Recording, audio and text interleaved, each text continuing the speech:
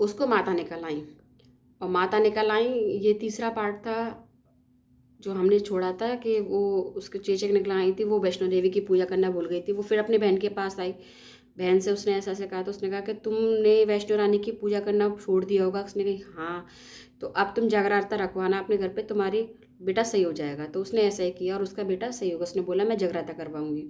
अब उसने पंडितों के पास जाके गई रुक्मणी ने कि ऐसे ऐसे मेरे यहाँ घर में झगड़ा, कि हम तो नहीं करेंगे, नीचे आती कि तू कि तो माता तो सबके लिए समान होती हैं, अगर तुम मेरे झगड़ा नहीं करोगे तो फिर कि रानी भी आएंगी, अगर रानी आती है तो हम कर देंगे। तो वो ऐसे ऐसे अपनी बहन के पास गई, बहन से कहा कि भाई ऐसे ऐसे क्या कहते हैं, मेरे यहाँ झगड़ा करने को राजी नहीं है, तुम आओगी तो हो जाएगा। तो ठीक है। अब ये बात चर्चा चल रही थी, अचानक से कि रानी राजी हो गई, तो किसी नाई ने सुन ली, नाई ने जाके राजा से कह दिया, हरिश्चंद्र से। अब वो उसको पता चली कि रानी जो नीचे आती क्या जाएगी, तो उसने क्या कहते हैं अपनी उंगली काट ली, जिससे उसको दर्द हो रहा था और रानी जा ना पाए। तो राजा देखा, उसने कहा राजा तो सो नहीं रहा है और क्या कहते हैं मैं कैसे जाऊँ। तो उसने कही, माँ से प्रार्थना करी कि माँ प्लीज़ स्वामी जी को नींद आ जाए तो मैं जाऊँ। उतने में राजा को नींद आ गई और वो चली गई। रास्ते में उसके रूमाल कंगन गिर पड़ी, राजा की तभी नींद खुल गई। वो उसके पीछे पीछे चल दिया और देखा रास्ते में रूमाल कंगन, वहीं जगह रास्ते में पहुँच गया तो एक जगह बैठ के जागरण सुनने लगा। उसका जब जागरण खत्म हुआ, प्रसाद बटा, तो उसने कही कि रानी तुमने प्रसाद अपनी झोली में क्यों रख लिया, तुम खाओगे तभी हम खाएंगे।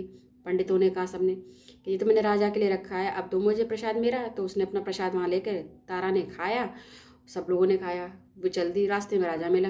राजा ने कही कि तुम अब महल में नहीं जा सकती, तुम उस नीचे जाती कैसे आ रही हो जागरण सुन के, दिखाओ तुम्हारी झोली में। तो उसने झोली में देखा तो प्रसाद की जगह गुलाब के फूल यानी क्या कौड़ी यानी क्या क्या निकल पड़ी। उसने कहा ये तो अद्भुत माया है, ये तो महिमा अलग है। तो वो उसको लेके तारा को लेके महल में चला गया। अब महल में उसने देखा कि बिना माचिस के दीपक जल गया उसके हाथ से, तारा के हाथ से। तो उसने कही कि तुम्हें तो माँ की भक्ति प्राप्त है, कि तुम्हें भी प्राप्त हो सकती, तुम्हें भी दर्शन माँ देंगी, लेकिन तुम्हें अपने बेटे का बलि देनी पड़ेगी। राजा से कही, राजा ने कही कि ठीक है। राजा ने अपने बेटे की जैसी बलि दी, तुरंत माँ ने दर्शन दिए। माँ ने दर्शन दिए तो उसके बाद क्या कहते हैं माँ ने तुरंत ही उसके बेटे को दोबारा जीवित कर दिया। तो इस प्रकार क्या कहते हैं जो रुक्मणी थी, तारा थी और वो राजा, तीनों ही अगले जन्म में अब मुक्ति प्राप्त करके और देवलोक को चले गए। तो हमें इस कहानी से एक सीख और मिलती है कि हम जो भी कर्म करते हैं ना, उस कर्म का हमें भोग इस जन्म में नहीं बल्कि अगले जन्म से लेके अगले जन्म तक भोगना पड़ता है। इसलिए हमें कुछ भी करने से पहले सोच समझना चाहिए कि हम कर क्या रहे हैं, क्योंकि कर्म का भुगतान ऐसा है जो किसी से नहीं रुका है, सबको भुगतना है। बोल तारा रानी की जय, बोल सांचे दरबार की जय।